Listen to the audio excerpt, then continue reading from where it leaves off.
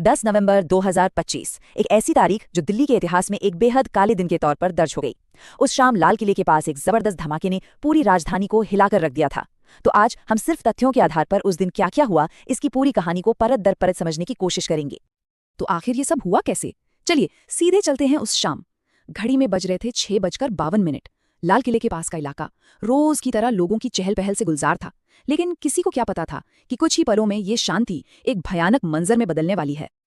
अब जरा धमाके से ठीक पहले के कुछ मिनटों पर गौर कीजिए। शाम 6:45 एक सफेद Hyundai i20 कार को लाल किला मेट्रो स्टेशन के पास देखा गया। अगले 6 मिनट तक यानी 6:51 तक ये कार बहुत ही धीमी रफ्तार से चलती रही और फिर गेट नंबर 1 के पास से इसने एक यू टर्न लिया और ठीक 1 मिनट बाद 6:52 पर उसी कार में एक जबरदस्त धमाका हो गया। देखिए, ये कोई मामूली धमाका बिल्कुल नहीं था। इसकी ताकत का अंदाजा बस इसी बात से लगा लीजिए कि इसकी आवाज 2.5 किलोमीटर दूर तक सुनाई दी थी। जैसा कि वहां मौजूद एक शख्स ने बताया, इतनी तेज आवाज आज तक नहीं सुनी थी। पूरा का पूरा इलाका दहल गया था।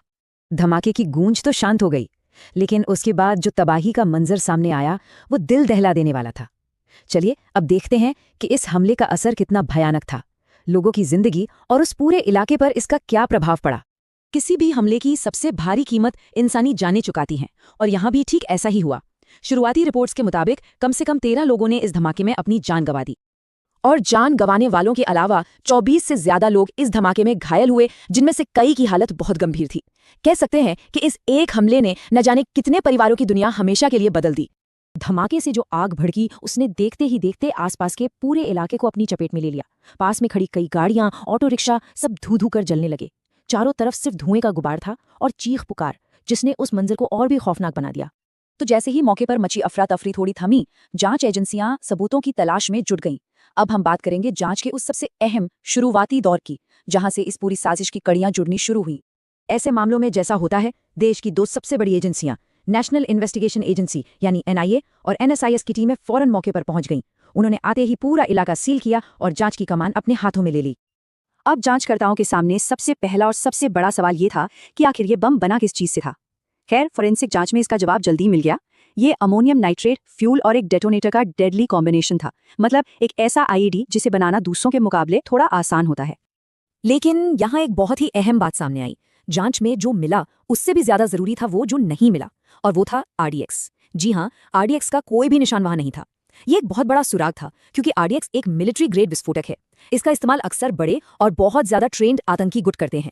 तो RDX का न मिलना इस बात की तरफ इशारा कर रहा था कि जांचकर्ताओं का सामना शायद किसी अलग तरह के मॉड्यूल से है। और जैसा कि शक था, ये जांच सिर्फ दिल्ली तक ही सीमित नहीं रही। बहुत जल्द इसके तार एक बड़े नेटवर्क से जुड़ते चले गए और जांच का दायरा दिल्ली से बाहर निकल गया। एक एक सुराग को जोड़ते हुए जांच की कड़ियां दिल्ली से जा पहुंची फरीदाबाद, और वहां जांच एजेंसियों के हाथ एक बहुत बड़े टेरर मॉड्यूल का पता लगा। ये एक ऐसा लोकल सेल था जो किसी बड़े नेटवर्क के लिए काम कर रहा था, और बस इसी खोज के बाद फरीदाबाद में ताबड़तोड़ छापेमारी का दौर शुरू हो गया। इन छापों में जो कुछ बरामद हुआ वो वाकई में चौंकाने वाला था। जांच टीम को वहां से 360 किलो विस्फोटक मिला। सोचिए, 360 किलो! ये दिल्ली में इस्तेमाल हुए विस्फोटक से कई गुना ज्यादा था। मतलब साफ था, ये मॉड्यूल भविष्य में और भी बड़े और घातक हमलों की तैयारी कर रहा था। और विस्फोटक के साथ साथ वहां से एक AK-47 असॉल्ट राइफल भी मिली। ये इस बात का पक्का सबूत था कि ये ग्रुप सिर्फ बम बनाना ही नहीं जानता था, बल्कि ये लोग हथियारों से हमला करने के लिए भी पूरी तरह तैयार थे। जाहिर है, इतने बड़े आतंकी हमले के बाद सरकार भी तुरंत हरकत में आई। तो चलिए अब देखते हैं कि नेशनल लेवल पर इस पर क्या एक्शन लिया गया। सरकार की तरफ से 2 स्तरों पर तुरंत कार्रवाई हुई। एक तरफ गृह मंत्री अमित शाह धमाके के कुछ ही घंटों के अंदर घायलों से मिलने LNJP अस्पताल पहुंचे। उन्होंने साफ कहा कि ऐसी किसी भी आतंकवादी गतिविधि को बख्शा नहीं जाएगा। वहीं दूसरी तरफ प्रधानमंत्री नरेंद्र मोदी, जो उस वक्त भूटान के दौरे पर थे, उन्होंने वहीं से इस हमले की कड़ी निंदा की। उन्होंने इसे एक साजिश बताया और जांच की पूरी जिम्मेदारी NIA को सौंप दी। इस हमले का असर सुरक्षा व्यवस्था पर भी तुरंत देखने को मिला। दिल्ली के साथ साथ हरियाणा और UP समेत कई पड़ोसी राज्यों में हाई अलर्ट जारी कर दिया गया, ताकि ऐसी कोई और अनहोनी न हो सके। तो चलिए एक बार जल्दी से पूरी कहानी के जरूरी हिस्सों को फिर से जोड़ते हैं। 10 नवंबर की शाम दिल्ली में अमोनियम नाइट्रेट से बना बम फटा। इसमें करीब 13 लोगों की मौत हुई और 24 से ज्यादा लोग घायल हो गए। जांच के तार सीधे फरीदाबाद के एक टेरर मॉड्यूल से जुड़े, जहां से 360 किलो विस्फोटक और एक AK-47 मिली, जिससे एक बहुत बड़ी साजिश का पर्दाफाश हुआ। और अब इस पूरे मामले की जांच NIA कर रही है। तो कहानी अब एक बहुत ही अहम मोड़ पर है। जांच का पूरा फोकस फरीदाबाद मॉड्यूल पर तो है, लेकिन कई बड़े सवाल अब भी हवा में तैर रहे हैं। इस साजिश की जड़ें आखिर कितनी गहरी हैं? इसके पीछे कौन लोग हैं और उनका असली मकसद क्या था? ये वो सवाल हैं जिनके जवाब एनआईए को ढूंढने हैं और पूरा देश इन जवाबों का इंतजार कर रहा है।